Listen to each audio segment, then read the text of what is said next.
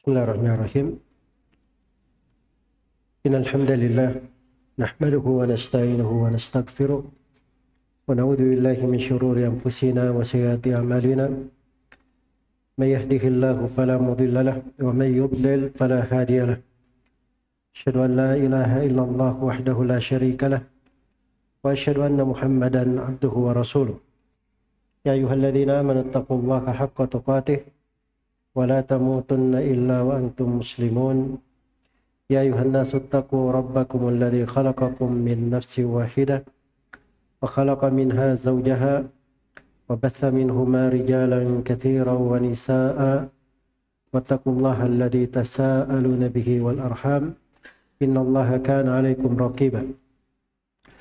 Ya ayyuhalladzina amanu taqullaha wa qulu qawlan sadida yuslih lakum a'malakum wa yaghfir lakum dhunubakum wa may yuti' Allaha wa rasulahu faqad faza fawzan 'azima. Amma ba'd, fa inna asdaqal hadithi kitabullah wa khairal hadi hadi Muhammadin sallallahu alaihi wasallam wa syarral umuri muhdatsatuha fa inna kulla muhdatsatin bid'ah wa kulla bid'atin dhalalah wa kulla dhalalatin finnar. Masyarul ikhwa wal akhwat rahimani wa rahimakumullah. Kitab yang kita akan kaji di program ini adalah Nukhbatul Fikr fi Mustalahi Ahli al-Hadar. Masih dalam kategori kitab-kitab yang dalam program kuliah Mafatih Al-Ilm. Dan Nukhbatul Fikr ini kita pilih sebagai dasar pijakan di dalam memperkenalkan ilmu mustalahil hadits, ilmu tentang istilah ulama ahli hadits atau pengantar untuk ilmu hadits. Baik, tentunya sebagaimana biasa kita lebih memfokuskan pada matan buku bersama dengan buku panduan yang telah disiapkan, dan saya akan berbicara membahas tentang buku ini berdasarkan poin-poin yang ada di dalam buku panduan kita. Baik, di sejumlah manuskrip dan buku-buku yang memuat matan Nukhbatul Fikr ini dan didasarkan di atas manuskrip-manuskrip asli yang bersambung kepada Ibnu Hajar rahimahullah atau dibacakan kepada Ibnu Hajar. Buku ini dimulai dengan Bismillahirrahmanirrahim. Kemudian disebutkan Nukhbatul Fikr fi Mustalahi Ahli al-Athar. Nukhbatul Fikr fi Mustalahi Ahli al-Athar. Dan ini untuk judul buku. Kita akan mempoinkan ada 3 pembahasan di sini. Pembahasan yang pertama terkait dengan judul buku. Jadi judulnya itu Nukhbatul Fikr fi Mustalahi Ahli al-Athar. Ada kata nukhbah, al-fikr, dan mustalah ahli al-athar. Ini kita akan definisikan. Ya, kalau nukhbah itu secara bahasa,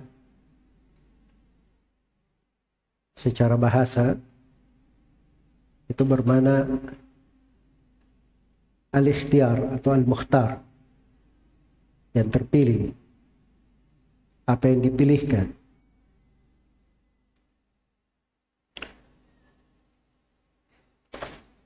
Jadi mungkin di pembahasan ilmu hadits itu banyak pembahasan. Pada orang ulama yang berbicara tentang hadits, sebagaimana akan diterangkan nanti,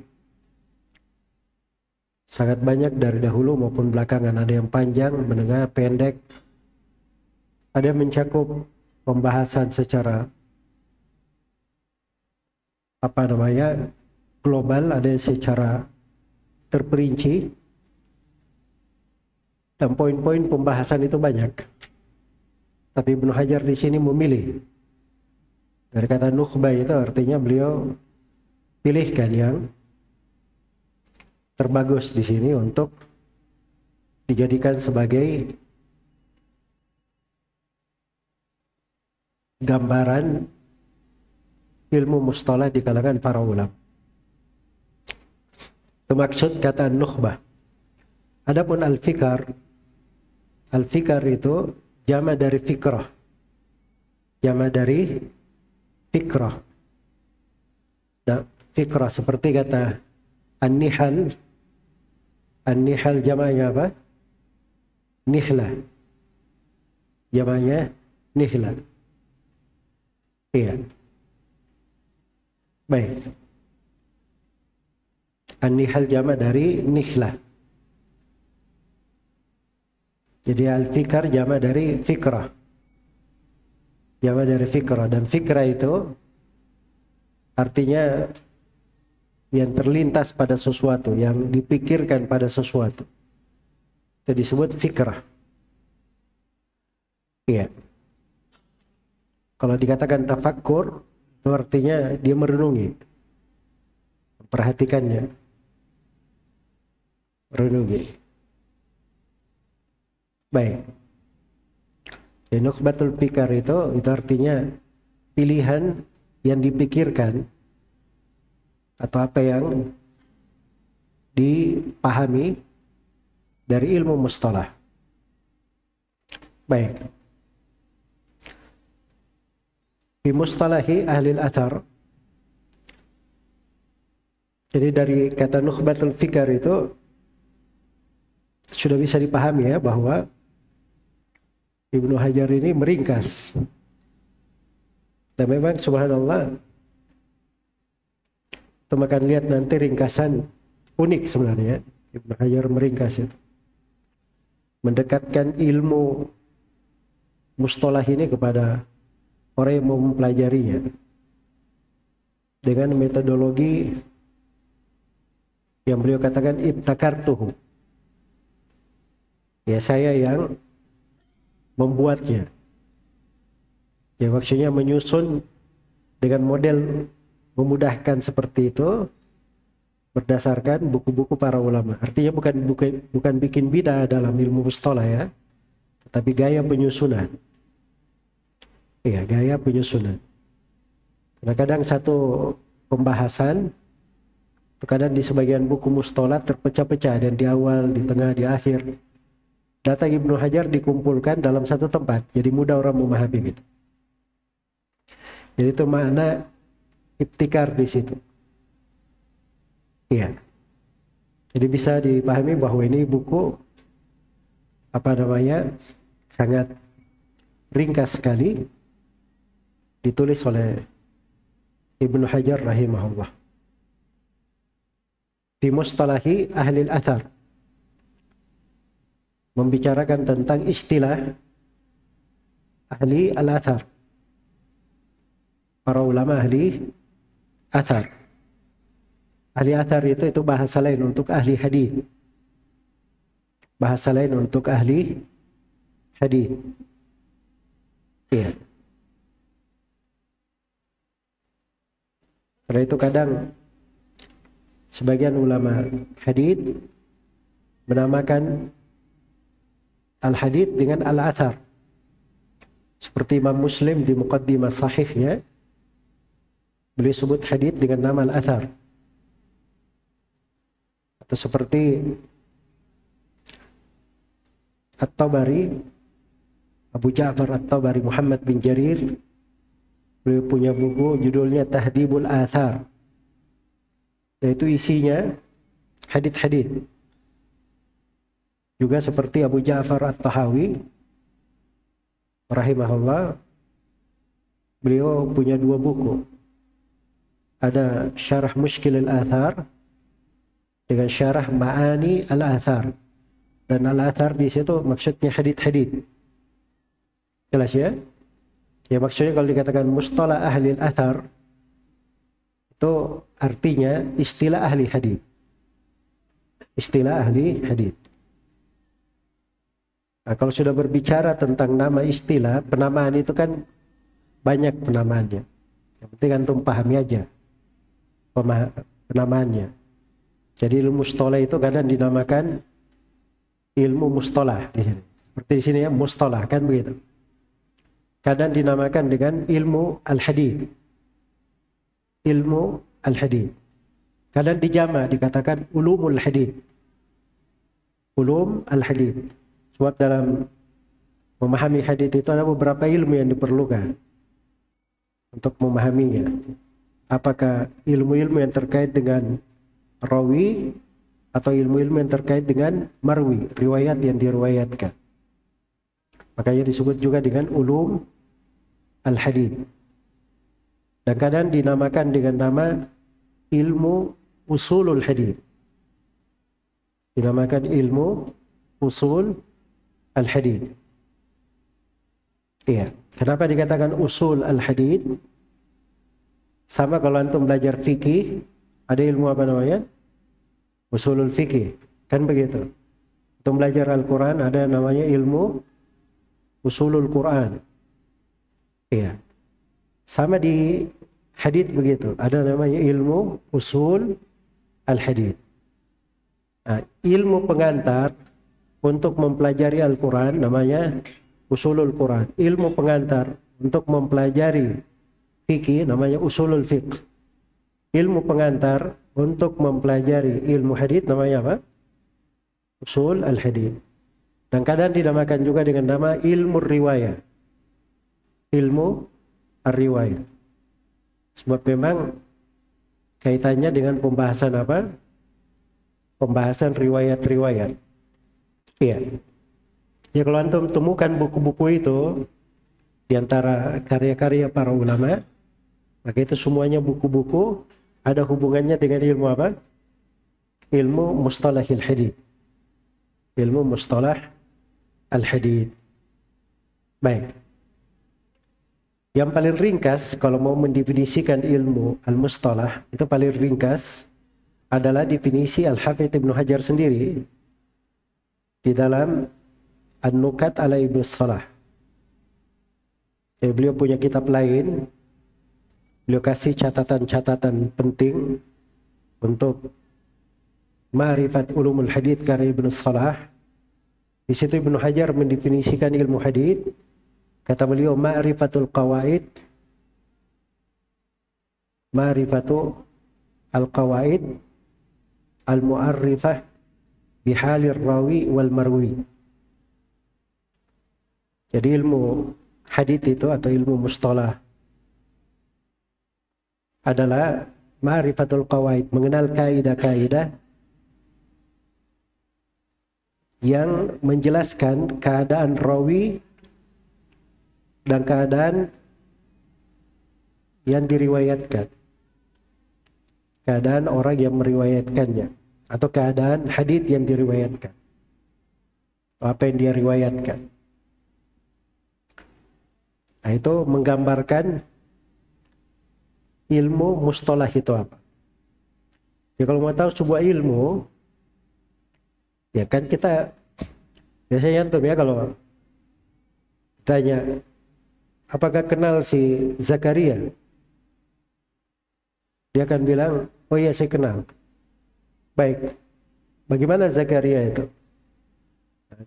Tentunya ada penjelasan yang dia bisa menerangkan Zakaria itu bagaimana, yang menunjukkan dia mengenalnya, kan begitu. Atau kalau misalnya antum tanya di sebuah perumahan ini ada namanya perumahan tipe B. Tipe B itu bagaimana? Oh, tipe B itu dia ukurannya sekian kali sekian, di dalamnya ada 2 kamar, ya kan? Terus dari kamar itu ada ruang utama sekian, ada dapurnya, ada ini. Itu kan mengenal namanya. Ya. Jadi sekedar kita sebut tipe B, orang sudah tahu. Oh, tipe B itu begini-begini. Jelas ya? Nah, sama ilmu itu seperti itu. Mau belajar ilmu apa saja, itu dari definisi dulu. Kita kenal. Nah, definisi itu, makanya para ulama mengatakan, dari ketentuan definisi, ayakuna jami'an mani'an. Ta'rif itu dia harusnya universal, mencakup segala mana dan mani', mengumpulkan mana-mana tersebut. Iya. Karena itu kalau ingin belajar ilmu mustalah, dari definisi itu tadi sudah cukup sebenarnya kita mengenal ilmu mustalahil hadits. Baik. Punya kitab Sahih Al-Bukhari, ini layar di proyektor ini siapa yang nyalain? Pak Putra dari dalam. Coba buka Sahih Al-Bukhari hadits yang pertama di Sahih Al-Bukhari. Orang belajar ilmu mustalah hadits kan nanti untuk baca hadits sudah memahami hadits itu apa, kan begitu. Mustalah ini alatnya untuk memahami haditsnya. Iya, alat untuk memahami haditsnya. Coba buka hadits pertama dari Sahih Al-Bukhari. Sanad yang pertama itu kata Al-Bukhari rahimahullah, haddatsana Al-Humaydi Abdullah bin Zubair. Qala haddatsana Sufyan. Qala akhbarani Muhammad bin Ibrahim At-Taymi. Qala haddatsana Alqama ibn Waqqas al-Laythi. Qala sami'tu Umar ibn al-Khattab ala al-mimbar. Qala sami'tu Rasulullah sallallahu alaihi wasallam qala innamal a'malu binniyat wa innamal likulli imri'in ma nawa wa innamal likulli imri'in ma nawa. Faman kanat hijratuhu ila Allah wa rasulih fa hijratuhu ila Allah wa rasulih wa man kanat hijratuhu ila ad-dunya yusibuha imra'atin yankihuha fa hijratuhu ila ma hajara ilaih. Baik. Jadi ini kalau kita lihat ya, hadits yang pertama di Sahih Al-Bukhari. Jadi hadits pertama itu tadi kelihatan ya, hadits pertama itu ada sanad namanya. Sanad. Sanad itu siapa?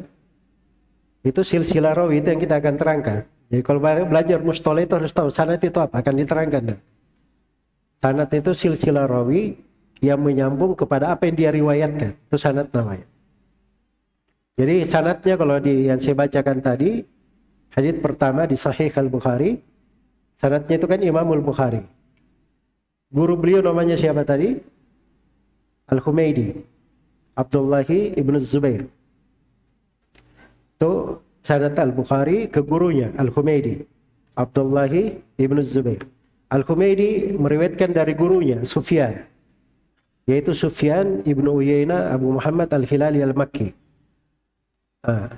Tuh lihat Sufyan, ada nama Ibnu Uyainah di situ? Hah? Ada kan nama Ibnu Uyainah? Cuma ada Sufyan saja. Antum harusnya tanya, dari mana Ustaz tahu dia Ibnu Uyainah? Nah, itu ilmu hadits namanya. Jelas ya? Ya, kalau saya lihat riwayat ini, iya. Dan saya lihat yang meriwayatkan dari Sufyan adalah Al-Humaydi, itu pasti Sufyan ibn Uyainah. Itu kaidah ahli hadis. Jelas ya? Nanti dilihat di muridnya. Kemudian dilihat lagi, Sufyannya meriwayat dari siapa? Gurunya siapa? Biasanya gurunya juga memperjelas. Biasanya kalau dia sanad-sanad Medina atau sanad-sanad Mekah, itu lebih banyak ke Sufyan Ibnu Uyainah. Tapi kalau dia sanad-sanad Kufah, itu banyaknya kepada Sufyan bin Sa'id bin Masruq Abu Abdullah Ats-Tsauri Al-Kufi dari negeri Kufah. Sebab itu yang banyak dipakai. Kalau bukan Sufyan ibn Uyainah berarti Sufyan Ats-Tsauri. Jelas ya? Cara membedakannya bagaimana? Itu salah satu cabang ilmu hadits namanya. Salah satu cabang ilmu hadits. Jelas ya? Ya, Anda sudah bisa lihat di sanad ini banyak pembahasan. Nah, istilah-istilah ini itu tempat mempelajari jadi mana? Di ilmu hadits. Baik. Al-Humaidi. Al-Humaidi itu apa? Nisbah kan?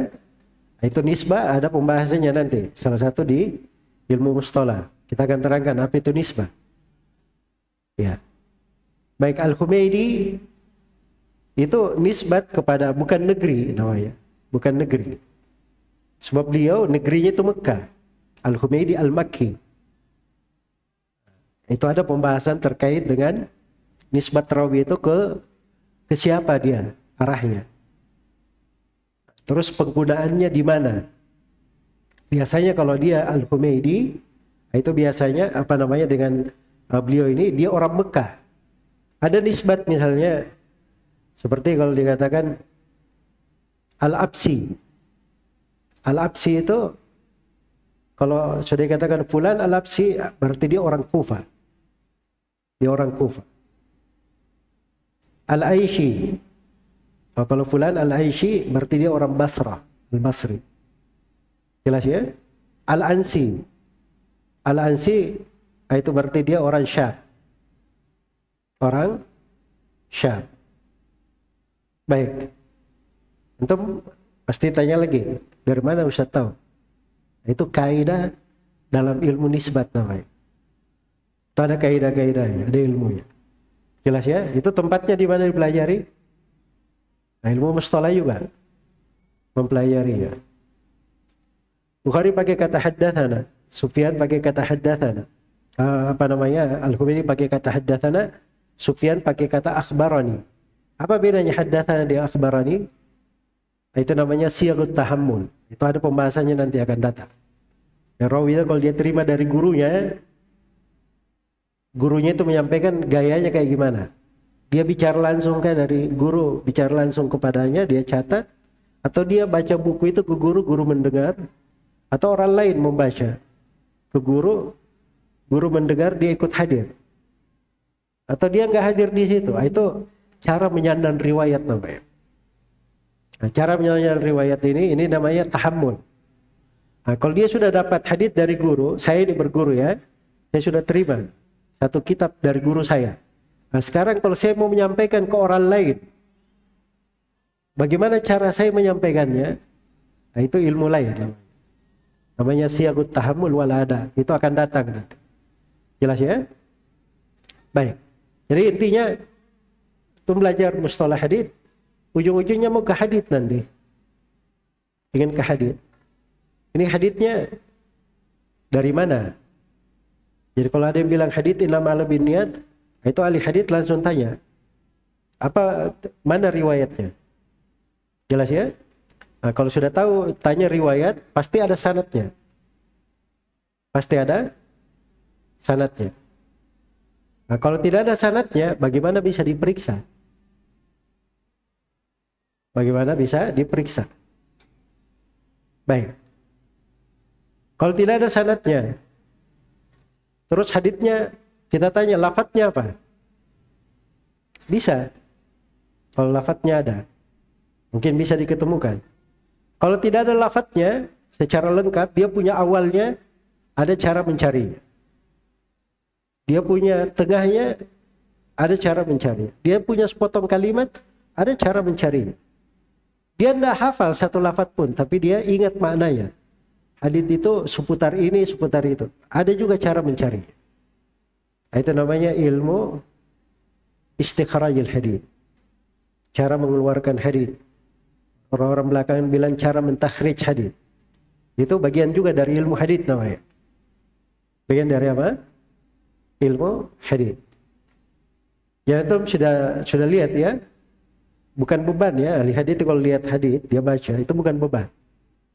Tum pikir nih banyak banget yang dipikirin Ustadz dari satu kalimat. Itu bukan beban, tapi itu seni kehidupan. Itu indahnya kehidupan ulama ahli hadis. Makanya Ibnu Mubarak itu ketika ditanya, kenapa kamu terlalu banyak di rumahmu?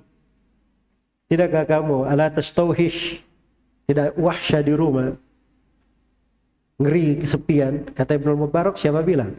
Saya di rumah saya hidup bersama Nabi dan para sahabatnya.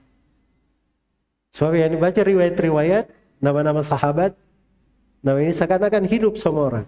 Mana si fulan, mana si Alan, ketemu lagi, oh si fulan, si Alan. Karena sedikit-sedikit dari Ibnu Abbas, dari Ibnu Mas'ud, dari Umar bin Khattab, dari Abu Bakar As-Siddiq, Nabi bersabda begini, Nabi pergi begini, Nabi melakukan begini. Seakan-akan mereka hidup bersama Nabi Sallallahu Alaihi Wasallam. Itu keindahan hidup namanya. Keindahan hidup para ulama ahli hadis. Ya maksudnya tadi saya beri contoh ya riwayat. Ketika sanad itu kita baca, Al-Bukhari berkata haddatsana Al-Humaydi Abdullah bin Zubair qala haddatsana Sufyan qala akhbarani Muhammad bin Ibrahim At-Taimi qala sami'tu Al-Qamata ibn Waqqas al-Laythi qala sami'tu Umar bin Al-Khattab radhiyallahu anhu, sampai Umar bin Al-Khattab qala sami'tu Rasulullah sallallahu alaihi wasallam alal mimbar. Saya mendengar Rasulullah sallallahu alaihi wasallam. Itu sudah selesai sanadnya namanya. Jadi sanadnya ini bersambung kepada Rasulullah sallallahu alaihi wasallam. Nah, setelah itu namanya matan. Nah, itulah riwayatnya yang diriwayatkan ini. Nah, kita mau tahu lafadznya itu Nabi itu berucap apa? Nabi itu berucap apa? Jelas ya? Jadi Nabi ketika menyampaikannya di atas mimbar. Nah, itu sifat riwayat namanya. Sifat riwayat. Kan beda ya kalau Nabi menyampaikan ketemu satu orang di majelis di atas mimbar. Itu ada mana-mana yang membedakan. Jadi Nabi bersabda, innamal a'malu binniyat dan seterusnya. Nah, itu hadits innamal a'malu binniyat dan seterusnya itu disebut dengan apa? Disebut dengan matan. Matannya ini apa? Dia marfu, mauquf, atau dia maqtu. Nah, itu karena dia sandarkan kepada Nabi, dia menjadi marfu. Kalau dia ucapan sahabat, dia menjadi mauquf. Kalau di bawah sahabat itu menjadi maqtu di atas istilah sebagian ulama. Jelas ya? Nah, ini matan ini ada pembahasan lainnya. Ada pembahasan lainnya. Nah, itu tadi pembahasan sederhananya. Nah, ketika sudah ada sanad itu kalau antum baca di Sahih Al-Bukhari, pasti sanadnya sahih kan begitu? Atau diterima. Tapi kalau antum baca di buku yang lainnya, kan belum tentu haditsnya sahih. Nah, disitulah nanti dilihat rawi ini. Nah, rawi ini kayak gimana? Dia rawi diterima atau ditolak? Jelas ya? Kalau rawi diterima, nah itu ada 6 syarat ketentuan dia diterima riwayatnya. Nanti kita akan terangkan. Jelas ya? Nah, kalau dia ditolak riwayatnya, Ibnu Hajar menyebutkan sudut penolakan pada rawi itu ada 10 sebab. Dan itu akan diterangkan nanti. 10 sebab dia ditolak riwayatnya. Nah, di situ akan diterangkan sedikit demi sedikit. Jadi ujung-ujungnya antum kalau sudah belajar mustalah, pasti penerapannya akan ke situ lagi. Sebab ujungnya orang yang mempelajari ilmu hadits itu adalah untuk membedakan mana hadits yang kuat dan mana hadits yang tidak kuat. Mana hadits yang benar penyandarannya kepada Nabi sallallahu alaihi wasallam dan mana hadits yang tidak bisa dipertanggungjawabkan penyandarannya kepada Nabi sallallahu alaihi wasallam. Ya, dan disitulah bertambah keimanan seorang mukmin. Makanya nggak ada itu seperti ahli hadis dari sudut mana-mana keimanan. Sebab mereka punya poin-poin pertambahan keimanan tidak dimiliki oleh orang lain. Iya. Makanya Al-Bukhari itu berkata kalau kamu mendengar riwayat Malik dari Nafi' dari Ibnu Umar, itu seakan-akan kamu dengar Nabi dari belakang tirai. Ya. Kenapa? Sebab itu pengetahuan tentang ilmu riwayat namanya. Imam Malik yang meriwayatkan dari Nafi', gurunya, dari Ibnu Umar. Ini digelari silsilatud dahab. Sangat bersambung sekali. Jadi saking bersambungnya tidak ada yang perlu diragukan.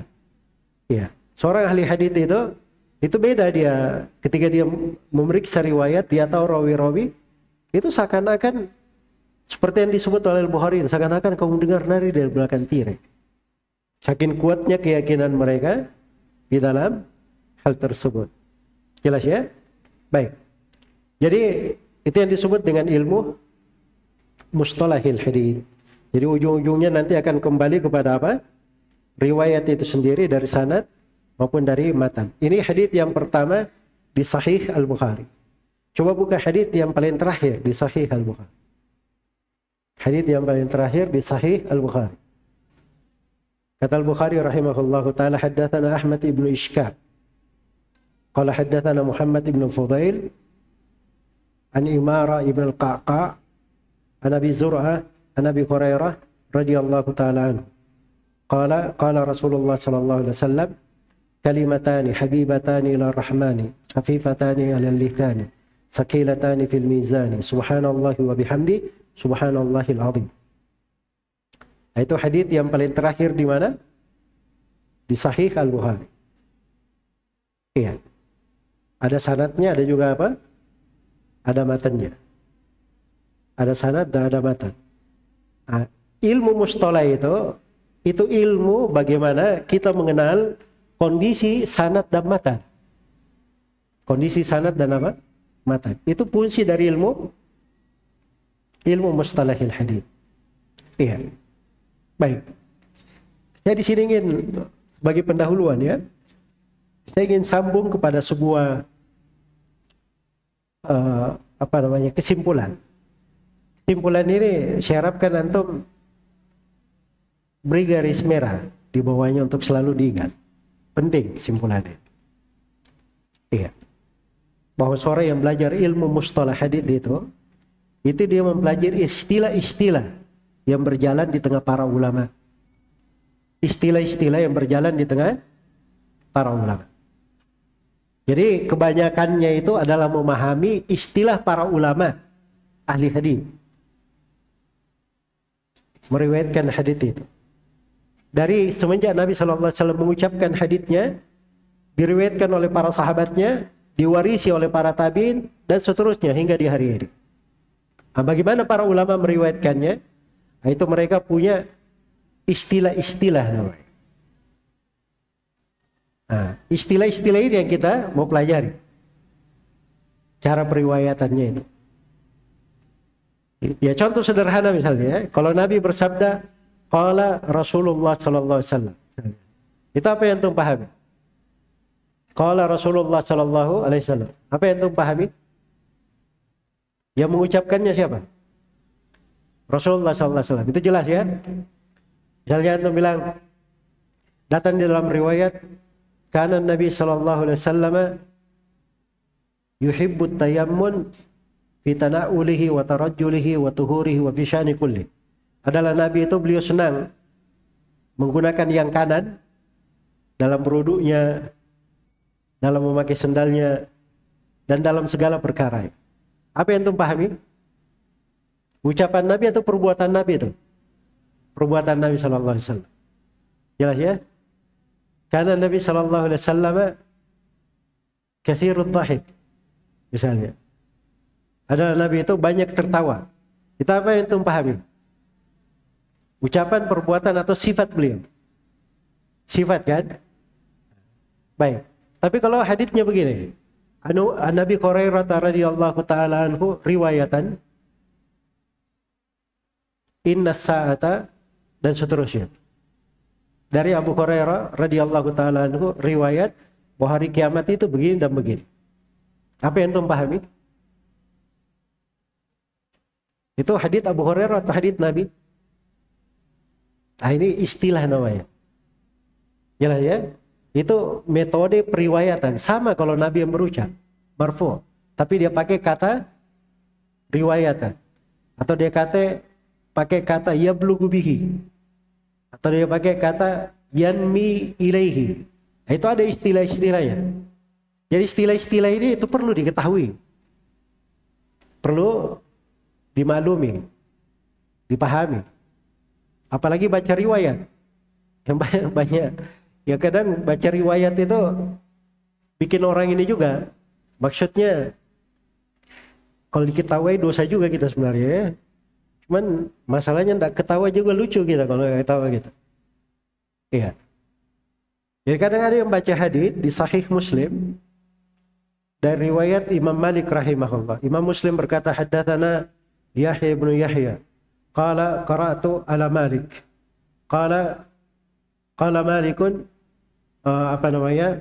haddatsana Abdullah bin Dinar an Abi Hurairah atau an Ibnu Umar radhiyallahu taala. Disebutkan hadisnya.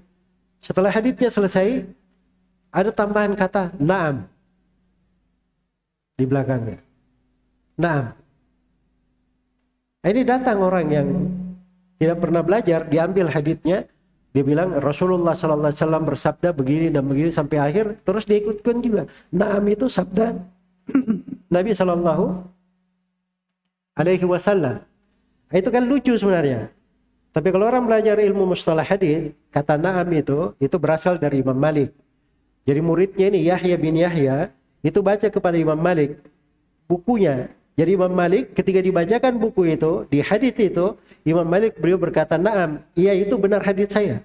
Saya meriwayatkan." Begitu. Nah, datang orang ini dia nggak tahu istilah. Dia kasih na'am ini adalah hadis Nabi sallallahu alaihi wasallam. Itu nggak lucu namanya. Jelas ya? Atau kalau kita cerita lucu-lucu seperti itu banyak ya. Iya. Saya kasih satu lucu yang lain. Karena ini berpengaruh di dalam adab juga ya. Ada sebagian orang belakangan.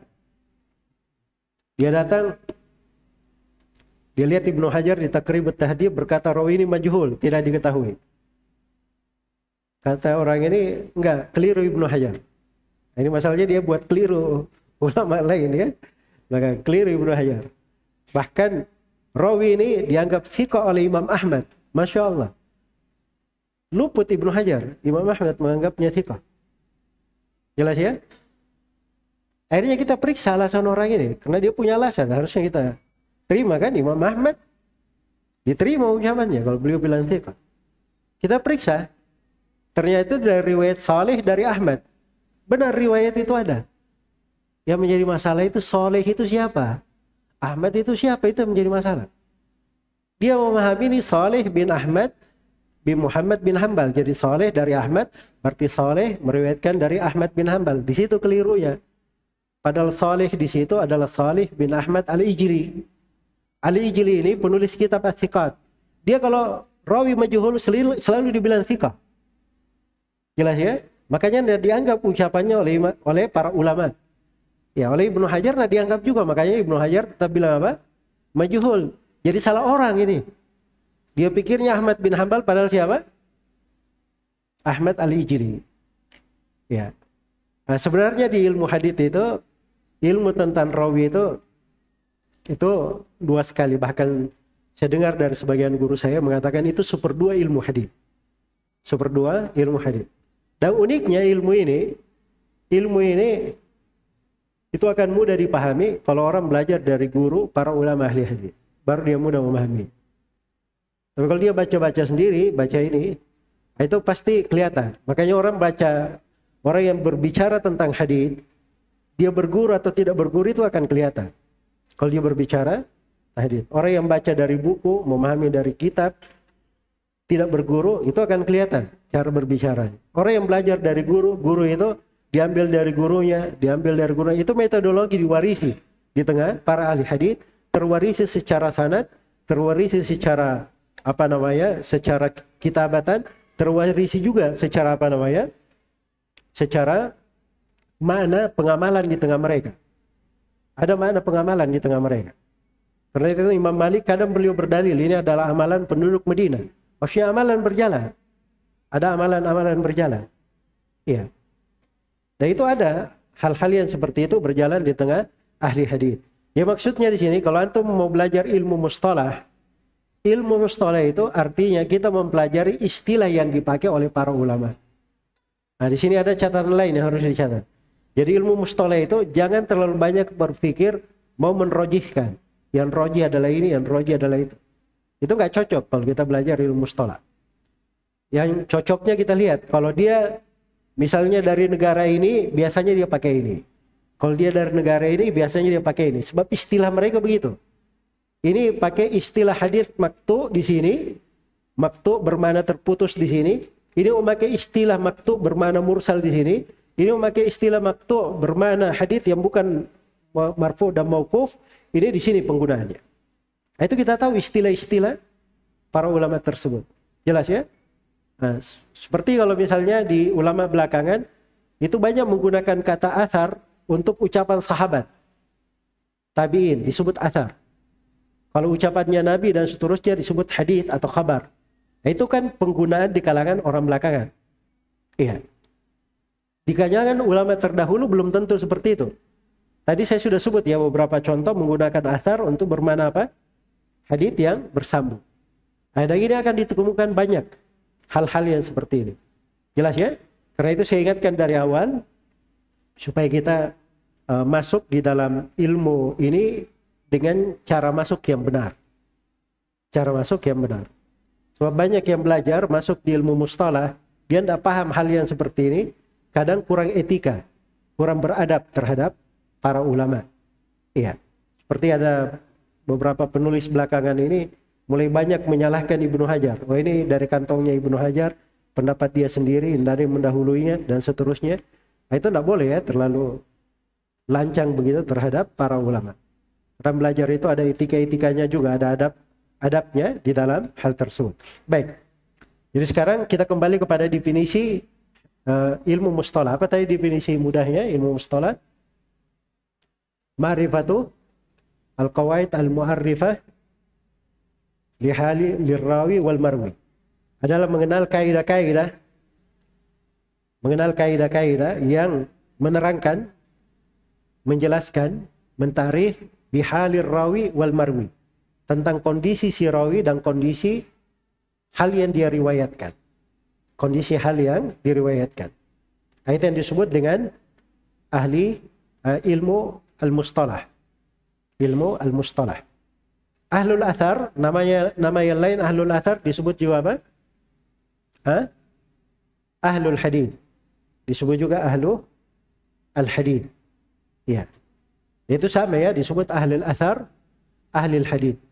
Karena dari dulu para ulama rahimahumullah taala ketika mereka masuk berbicara tentang hadits Rasulullah sallallahu alaihi wasallam, itu mereka jelaskan tentang keutamaan ahli hadits, keutamaan ahli athar. Iya. Jadi orang kenapa bersemangat dia baca ilmu mustalah, dia pelajari istilah-istilah para ulama ahli hadits supaya dia bisa masuk di golongannya para ulama ahli hadits. Iya. Kalau orang sudah satu grup pakai istilah tertentu, itu kan sudah biasa kan? Iya. Misalnya antum ya anak Jaksel ini. Iya. Ada istilah-istilahnya anak Jaksel ini tidak dipakai oleh orang Jakarta yang lain, apalagi orang di luar Jakarta. Kan begitu. Ya kalau dia tinggalnya di situ, itu dia ma'ruf itu istilah-istilah itu. Sama di tengah ahli hadits juga seperti itu. Ada istilah-istilah itu nggak perlu diterangkan. Kalau diterangkan itu lucu malah bagi mereka. Jadi kadang itu tidak diterangkan, itu menunjukkan pengetahuan. Kalau di tengah ahli hadits. Jelas ya? Misalnya Al-Bukhari berkata, haddatsana Abdullah bin Muhammad. Siapa Abdullah bin Muhammad guru Al-Bukhari? Itu orang sudah jelas. Kalau dia ahli hadits, pasti dia berkata itu Abdullah bin Muhammad al-Musnadi al-Ju'fi, guru Al-Bukhari. Padahal Al-Bukhari punya guru yang bernama Abdullah bin Muhammad, ada 4 orang. Ada Abdullah bin Muhammad bin Ibrahim bin Uthman, lebih dikenal dengan Abu Bakar bin Abi Syaibah. Itu satu. Yang kedua. Ada Abdullah bin Muhammad bin Asma.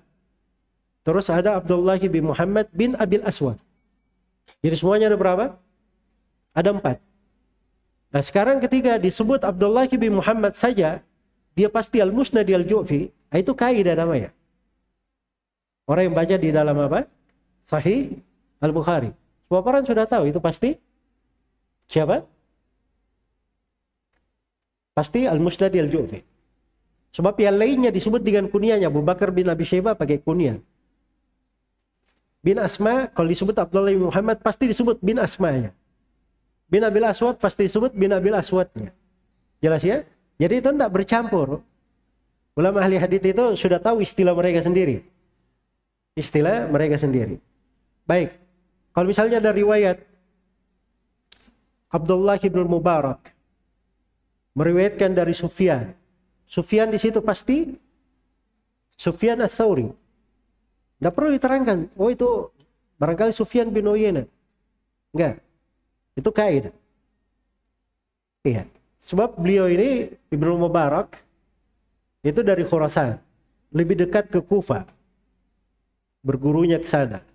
Dan beliau termasuk orang yang paling kuat riwayatnya dari Sufyan Ats-Tsauri. Jelas ya? Maka itu kaidah-kaidah ada berjalan di tengah para ulama ahli hadis. Iya. Dan itu dimaklumi. Hal-hal yang seperti itu tidak perlu diterangkan.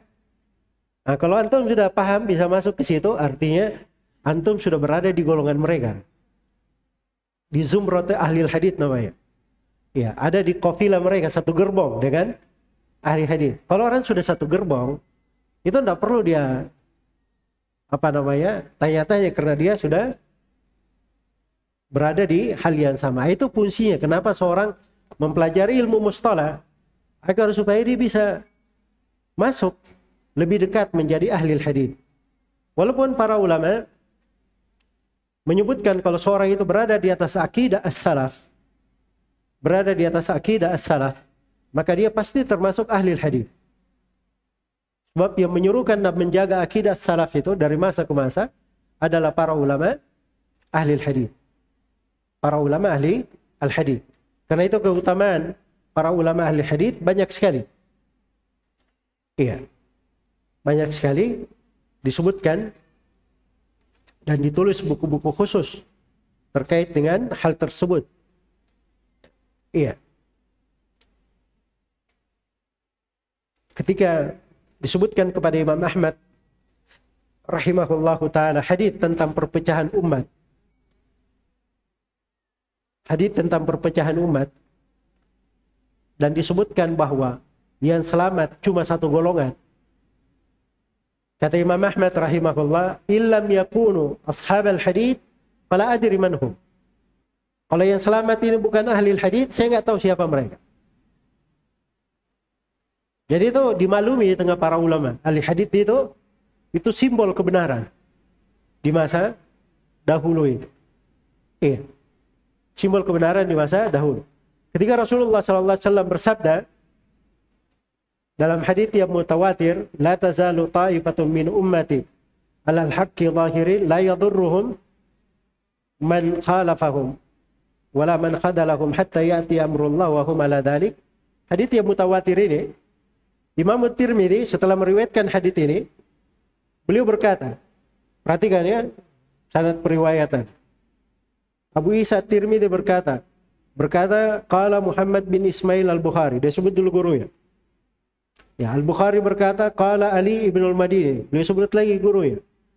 Ya, hum ahlul hadits, mereka adalah ahli al-hadits. Mereka adalah ahli al-hadits. Nah, ya ahli al-hadits ini penamaan istilah di masa dahulu itu orang-orang yang membawa jalan para as-salaf. Membawa jalan para as-salaf. Karena itu suatu hari sampai kepada Imam Ahmad rahimahullahu taala bahwa Ibnu Qutailah itu mencela ahli hadits. Imam Ahmad tadinya duduk. Kemudian beliau berdiri. Beliau perbaiki bajunya.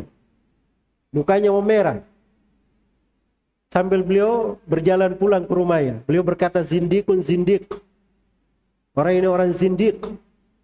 Tidak ada yang mencela ahli hadits kecuali pasti musuh agama. Musuh agama. Karena mereka yang menjaga, bayangkan mereka yang menghafal hadits-hadits Rasulullah sallallahu alaihi wasallam. Iya. Mereka yang melihara hadits Nabi sallallahu alaihi wasallam. Dia tahu riwayat-riwayat itu. Mereka tahu riwayat-riwayat tersebut. Malah ahli hadits yang senior itu dia tidak hafal riwayat dia sendiri aja. Riwayat guru dia hafal semua. Iya. Riwayat guru dia hafal semua. Karena itu ada kisah lucu ya. Kita lucu Yahya bin Ma'in dan Imam Ahmad. Keduanya mendatangi Abu Nuaim Al-Fadl bin Dukain. Ya, Abu Nuaim Al-Fadl bin Dukain. Ini dari ulama salaf terkenal, Abu Nuaim. Seluruh kutubus sittah ada haditsnya Abu Nuaim Al-Fadl bin Dukain. Jadi Imam Ahmad dan Yahya bin Ma'in ini sudah hafal semua haditsnya Abu Nuaim, dihafal semua. Jelas ya? Dihafal. Cuman kadang-kadang seperti dua orang imam ini, karena dia hafal hadits rawi, dia tahu rawi itu misalnya haditsnya 200 hadits atau 2000 hadits. Dia tahu bahwa rawinya ini ada kelirunya 5 hadits. Dia tahu, dia kasih catatan sendiri. Jelas ya? Nah, waktu itu Yahya bin Ma'in itu ingin menguji Abu Nuaim. Yahya bin Ma'in. Jadi ketika Yahya bin Ma'in berkata sesuatu kayak mengujinya, Abu Nuaim langsung melihatnya dengan pandangan, kemudian ditendang Yahya bin Ma'innya sampai jatuh. Kata Imam Ahmad, saya sudah bilang, jangan kamu lancang menguji orang-orang seperti ini. Kata Imam Ahmad. Iya. Karena mereka ini ahli hadits, datang ke rawi. Misalnya rawi ini hafal 50 hadits ya. Hafal 50 hadits. Nanti mereka pergi balik ke kampungnya ini. Imam Ahmad dan Yahya bin Ma'in. Dia datangi rawi lagi itu tahun depannya. Ketemu lagi. Dia sudah tahu rawi ini cuma punya 50 hadits. Jadi kalau rawi ini bercerita, dia bilang dia punya 60 hadits, berarti rawinya ini pendusta. Jelas ya? Nah ini kamu hanya punya 50 saja. 10 ini dapat dari mana? Akan ditanya baru lagi. Oh enggak, itu kemarin tersembunyi di buku saya. Begini dan begini. Enggak. 10 itu ada di bukumu, itu dimasukkan oleh orang lain. Itu bukan dari hadits kamu. Ya. Dan uniknya seperti Imam Ahmad dan Ibnu Ma'in, dia bisa tebak itu. Itu 10 itu dari haditsnya fulan bin fulan. Mirip haditsnya fulan bin fulan, rawi yang pendusta. Bukan hadits kamu. Iya. Dari mana dia tahu? Nah, itu jagonya mereka. Makanya Al-Bukhari bilang, saya hafal 100.000 hadits sahih dan saya hafal 200.000 hadits tidak sahih. Untuk apa dia hafal hadits 200.000 hadits yang tidak sahih? Sebab kalau ada yang miring-miring riwayatnya, yang siksak sana sini, imam-imam ini tahu. Ini hafalannya pindah ke sini, dia campurkan antara rawi dengan rawi ini. Nah, itu keahlian mereka. Makanya kalau Imam Ahmad bilang, ini si fulan ini keliru riwayatnya. Itu ahli hadits dia pegang sebagai pegangan. Dia nggak tanya kenapa keliru, apa sebab keliru. Sebab dia tahu Imam Ahmad ini punya ilmu di situ. Jelas ya? Punya ilmu di situ. Inilah yang banyak tidak dipahami oleh orang-orang belakangan. Jadi dia pikirnya ahli hadits ini kalau berbicara sesuatu dia bisa berijtihad sendiri. Nah, itu keliru ya cara memahami. Keliru. Ya sekarang Imam Ahmad berkata si fulan thiqah, terpercaya. Diterima atau tidak ucapan Imam Ahmad? Diterima. Iya. Tidak ada seorang ulama pun yang menolaknya. Tapi begitu Imam Ahmad berkata si fulan mungkarul hadits, mungkar haditsnya. Datang orang belakang dia bilang enggak. Dhahir sanadnya bagus. Dia nggak tahu bahwa itu ada ilahnya. Mungkin ada ilahnya yang tersembunyi di situ. Nah, di sini kita juga harus memahami kaidah-kaidah yang berjalan di tengah para ulama. Ya. Dan itu semuanya disebut dengan nama ahli hadits. Jadi orang kalau sudah masuk di derajat itu sebagai ahli hadits, penjagaan hadits itu luar biasa. Orang tahu jasanya itu di tengah manusia. Dia tahu bagaimana pembelaan mereka terhadap agama. Tiba-tiba ada yang mencela ahli hadits. Nah itu makanya Imam Ahmad berkata zindiq. Beliau ulangi ucapan itu sampai masuk ke rumahnya. Itu hanya zindiq yang berucap seperti itu terhadap ahli hadits. Jelas ya? Baik, karena mereka ini kadang untuk merawat hadis yang dia hafalkan saja, itu dia dahulukan hafalannya daripada jiwanya sendiri, keluarganya, dan orang-orang yang berada di sekitarnya. Para ulama ahli hadis di masa dahulu. Karena itu jasa-jasa mereka itu sangat besar di tengah umat.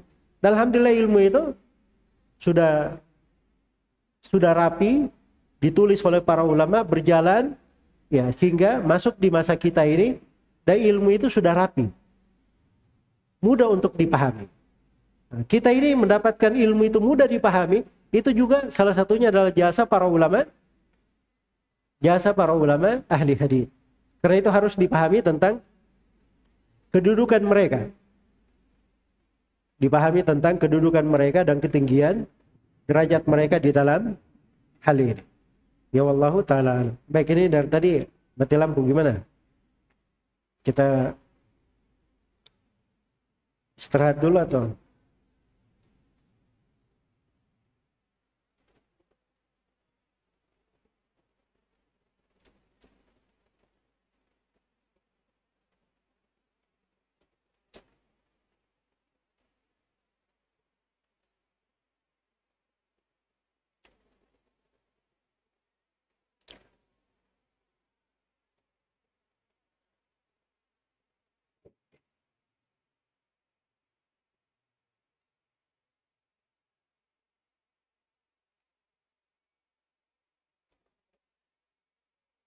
Baik.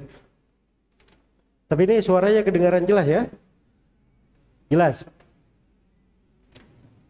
Yang di akhwat ini belum ada beritanya, monitornya jelas atau kedengaran suaranya atau kayak gimana?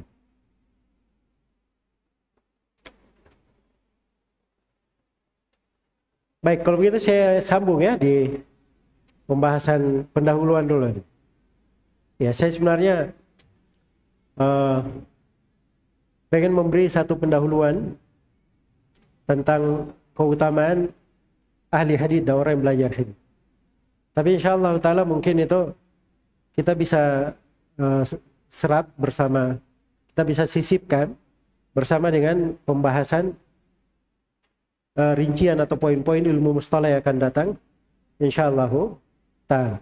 Dan di sini saya mau berpindah ke poin berikutnya terkait dengan biografi penulis Al-Hafidz Ibnu Hajar rahimahullahu ta'ala. Iya. Penulis kitab ini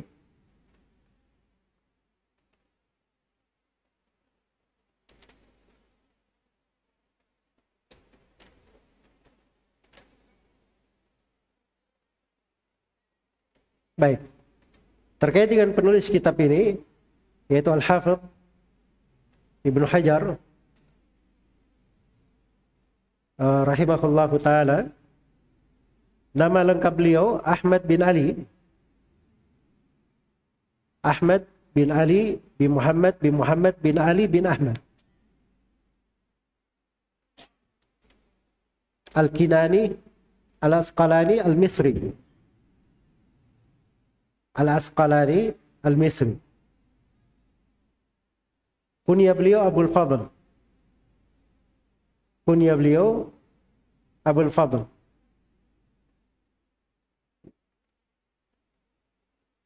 Digelar dengan Ibnu Hajar.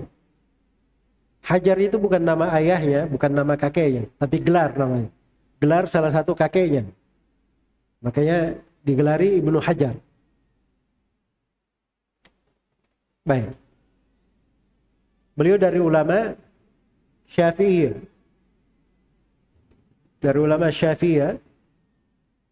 Ya rahimahullahu ta'ala. Baik.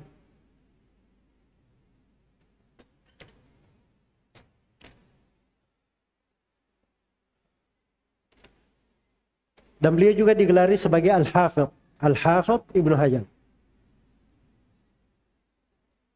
Yang menggelari beliau sebagai Al-Hafidz itu adalah gurunya Al-Iraqi.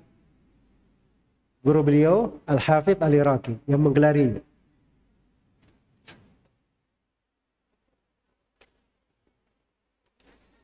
Baik.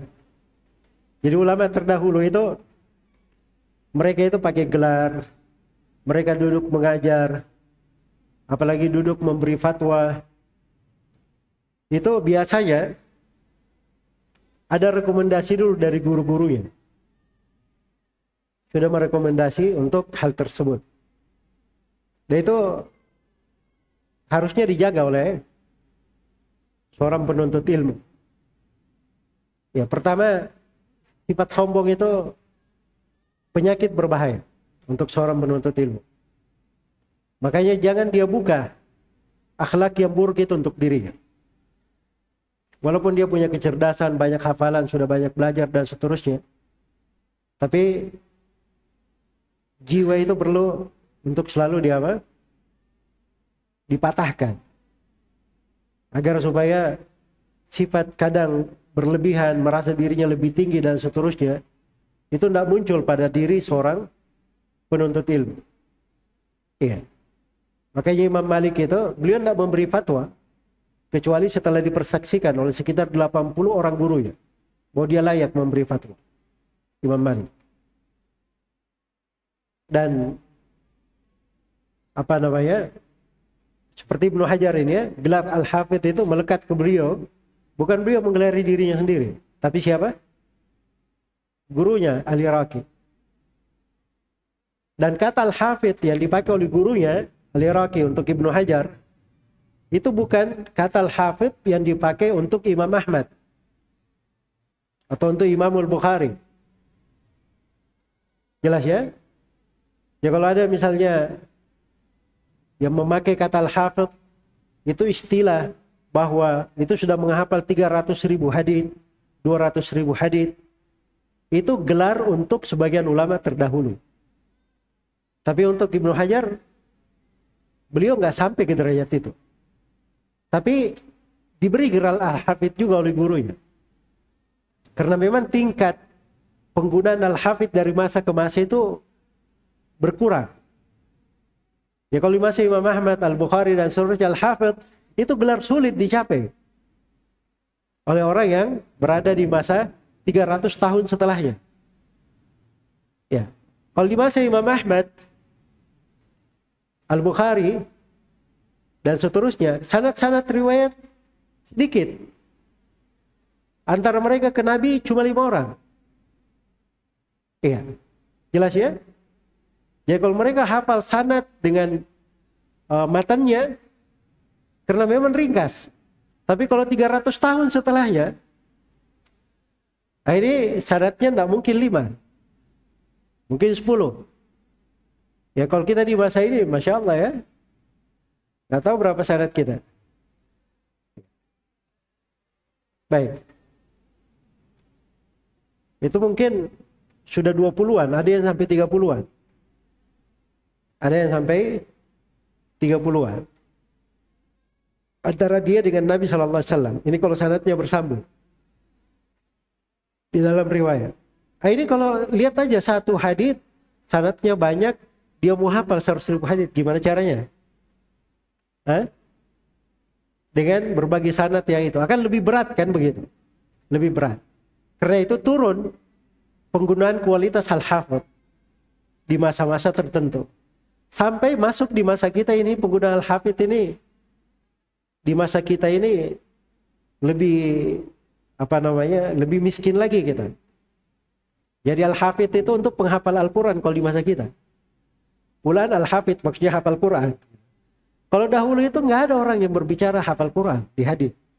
Kata Al-Hafidh itu semuanya terkait dengan hafalan hadits, bukan terkait dengan menghafal apa? Al-Quran. Sebab di masa mereka itu kalau nggak hafal Al-Quran itu aneh namanya. Di masa mereka itu aneh.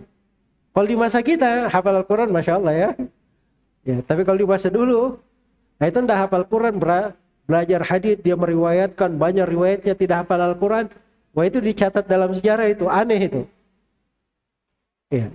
Ada rawi yang dikritik itu, sebagian riwayatnya, karena dikatakan dia masih ada keliru dalam sebagian bacaan ayat yang dihafal.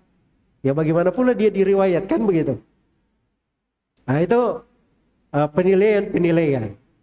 Jadi kalau ada yang berkata, oh ini penggunaan Al-Hafidh Ibnu Hajar, berarti kalau dia hafidh menghafal sekian ratus ribu hadits. Nah, itu nggak paham istilah ahli hadits namanya. Nggak mengerti istilah penggunaan para apa? Ulama ahli hadits. Sebab penggunaan itu digunakan sesuai dengan masanya, waktunya.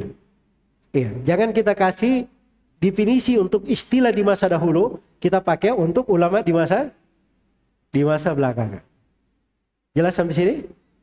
Baik. Berkata, jadi beliau ini digelari Al-Hafidh Ibnu Hajar. Beliau lahir pada tahun 773 Hijriah. Iya. Beliau lahir di kota Asqalan, kayak dikatakan Al-Asqalani. Lahir di kota Asqalan, Mesir. Ya, dan beliau kehilangan ayahnya di umur 4 tahun. Di umur 4 tahun beliau sudah yatim di umur 4 tahun. Dan beliau kehilangan ibunya di umur sebelum itu juga. Malah sebelum 4 tahun. Ya, di masa dahulu kalau dibilang yatim, itu bukan anak yang ditinggal wafat oleh ibunya. Tapi yatim itu kalau ditinggal wafat oleh siapa? Ayahnya. Nah, itu di masa dahulu gitu. Ditinggal mati ayahnya atau ayah dan ibunya itu baru dibilang yatim. Iya. Kalau dia misalnya tinggal mati oleh ibunya saja, ayahnya ada, itu nggak masuk anak yatim itu. Tidak masuk dalam istilah anak yatim. Jelas ya, itu istilah syar'i bahasa Arab. Tapi kalau istilah bahasa Indonesia, itu lain lagi kalau kita istilah bahasa Indonesia. Jelas ya? Yatim ditinggal mati oleh ayahnya. Kalau sama ibunya berarti yatim piatu kan begitu. Iya. Kadang sekarang orang pakai yatim, ibunya meninggal juga disebut yatim juga. Akhirnya salah bagi zakat. Ya, salah bagi santunan anak yatim. Karena dianggap yang ditinggal ibunya juga anak yatim juga. Nah, ini keliru ya di dalam memahami. Baik, jadi Ibnu Hajar ini rahimahullah dari kecilnya beliau hidup memang sudah yatim dan dirawat oleh salah seorang yang diberi wasiat untuk merawatnya. Kemudian yang merawat beliau ini tidak disebut namanya, yang merawat beliau. Beliau dimasukkan ke katatib untuk belajar menulis. Lalu beliau menghafal Al-Quran di umur 9 tahun.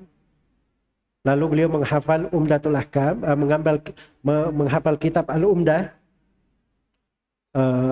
Al-Hawi, dan Alfiyah Al-Iraqi dan selainnya. Iya. Di umur 12 tahun, beliau pernah menjadi imam di Masjid Haram Makki.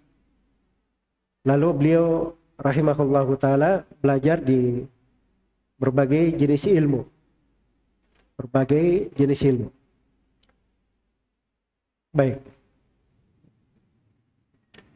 Adapun jumlah gurunya di berbagai ilmu, disebut bahwa guru beliau itu sekitar 500 syekh. Iya.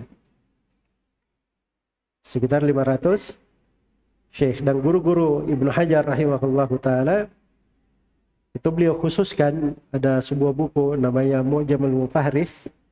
Itu mencakup buku-buku yang beliau riwayatkan dan guru-guru beliau di situ.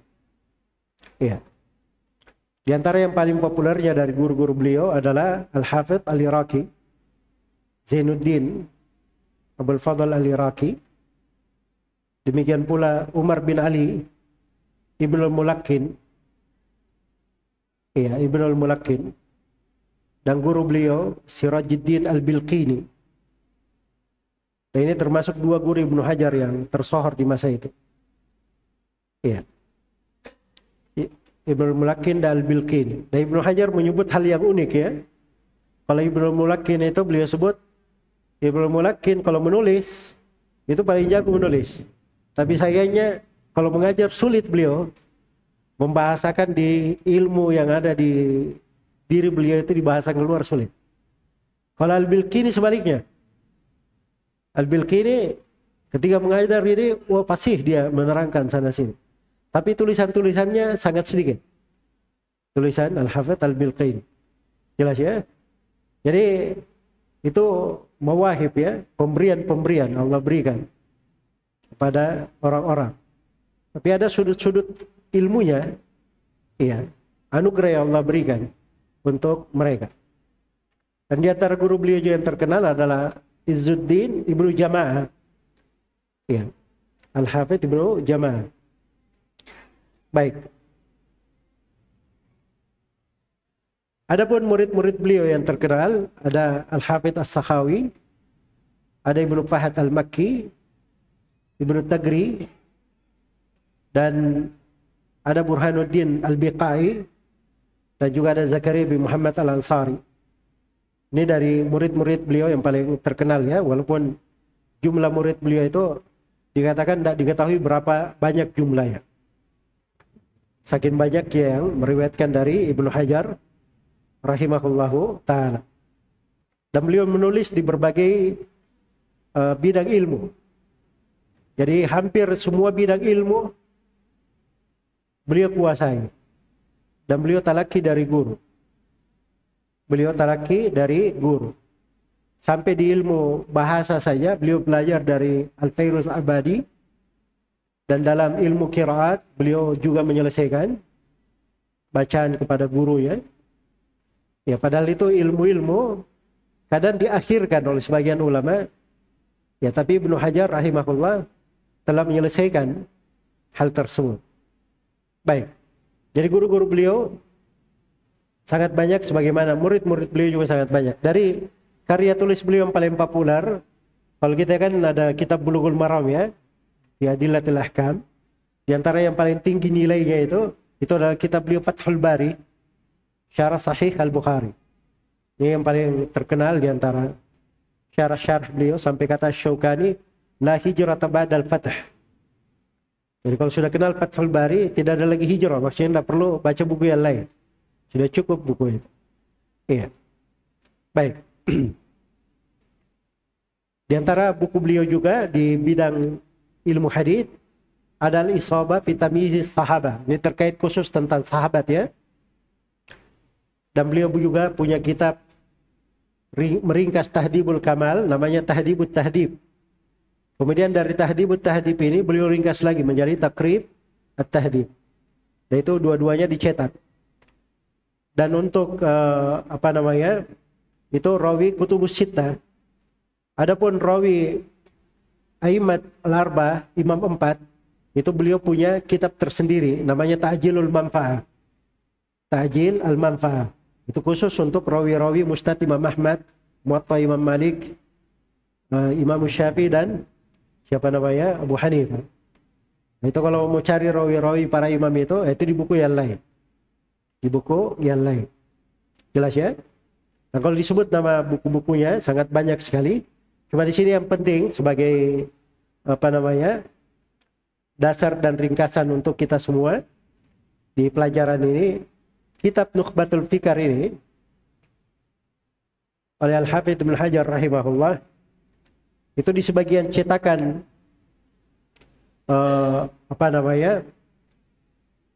Mamdumah As-San'ani rahimahullah menunjukkan bahwa Ibnu Hajar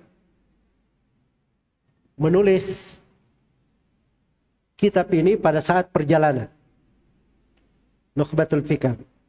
Kata As-San'ani, wa ba'du fan nukhbatu fi ilmi al-athar mukhtasarun ya habbadha min mukhtasar. Allafaha al-Hafidz fi halis safar wa huwa Syihabu Ibnu Ali Ibni Hajar. Jadi dikatakan ditulis oleh Al-Hafidz Ibnu Hajar pada saat perjalanan. Pada saat perjalanan. Ada yang meriwayatkan seperti itu ya di cetakannya. Walaupun sebagian ulama ada yang mengatakan bahwa itu di cetakan yang lainnya itu disebut Sakibu An-Nadar. Sakibu An-Nadar, bukan fi hadis safar. Ya wala kulli hal, yang jelas bahwa Ibnu Hajar rahimahullahu taala di kitab An-Nukhbah ini semenjak beliau tulis itu menjadi pusat perhatian para ulama dan para penuntut ilmu. Para penuntut ilmu. Nah, karena itu buku beliau ini telah disyarah. Iya. Kitab Nukhbatul Fikar ini disyarah oleh banyak ulama, termasuk yang mensyarahnya adalah Al-Hafidz Ibnu Hajar sendiri. Beliau syarah dengan judul Nushatun Nadhar fi Tawdih Nukhbatul Fikar. Itu syarahnya Ibnu Hajar sendiri. Iya. Dan ini diantara syarah yang paling bagus. Dan ada syarah-syarah yang lain yang ditulis oleh murid-murid beliau dan sebagian ulama di masa beliau. Kemudian syarahnya Ibnu Hajar yang bernama Nushatun Nadhar itu disyarah lagi oleh ulama yang lain. Jadi ada syarahnya panjang ya, kalau antum lihat. Misalnya syarahnya Ali Qari itu 1 jilid tebal. Ya sebagiannya mencetak 2 jilid. Untuk syarah khusus syarah Nukhbatul Fikar. Apa syarah Nushatun Nadhar. Ya syarahnya Al-Manawi yang berjudul Al-Waqid, Al-Yawaqid wad-Durar. Itu dicetak 1 jilid. Ya dicetak dalam 1 jilid. Bahkan ada yang cetakan 2 jilid. Ya. Itu mensyarah Nushatun Nadhar. Karena banyak sekali ilmu sebenarnya di situ. Tapi kita di sini, kita duduk ini bukan untuk tingkatan ilmu pertengahan atau tingkatan ilmu yang luas. Tapi kita duduk di sini untuk memperjelas atau memberikan secara ringkas gambaran ilmu mustalah itu sesuai dengan apa yang dijelaskan oleh Ibnu Hajar rahimahullahu ta'ala.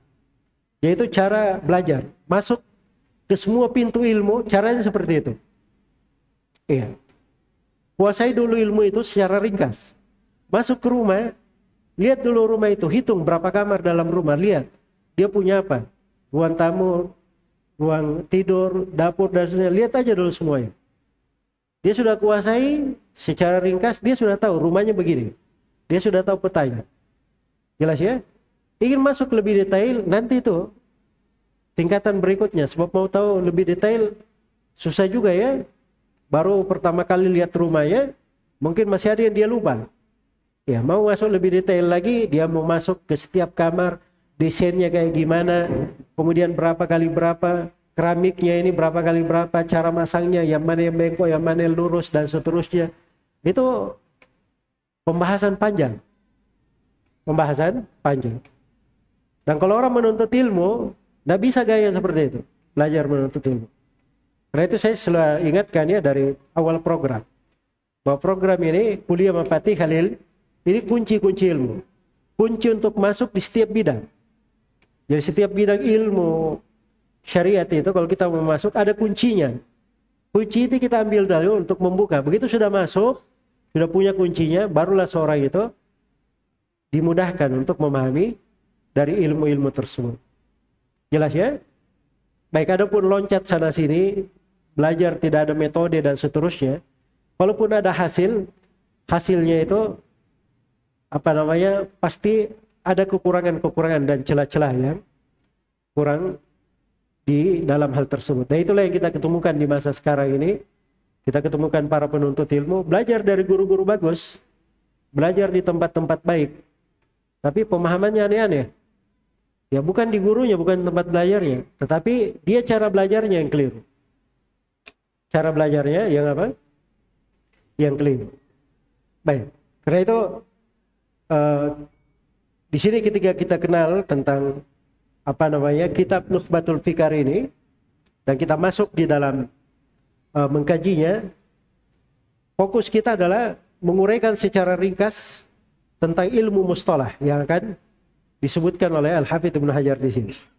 Iya, dan saya metodenya hanya menjelaskan istilahnya apa, saya terangkan maknanya, kemudian kalau ada contoh, kita akan beri contoh-contoh untuk mempermudah pemahaman. Ya, sebatas itu dulu. Dan saya mungkin kalaupun menyinggung sebagian hal, tapi saya tidak akan meluas menyinggung silang pendapat di dalam di dalam masalah istilah. Apalagi seperti yang saya katakan tadi, kita sibuk dalam mentarjih, padahal sebenarnya ini nggak perlu ditarjih, banyak hal nggak perlu ditarjih. Kita tahu saja istilahnya apa yang dipakai oleh para ulama tersebut. Ya wallahu ta'ala alam. Baik, selesai majelis kita yang pertama ini terkait dengan masalah judul dari buku ini. Dan insyaallah taala di majelis yang kedua kita akan sambung nanti dengan penjelasan awal dari buku ini oleh Al-Hafidz Ibnu Hajar rahimahullahu ta'ala. Baik. Untuk sementara saya cukupkan di sini. Subhanakallahumma wa bihamdik asyhadu an la ilaha illa anta astaghfiruka wa atubu ilaik. Walhamdulillahirabbil alamin.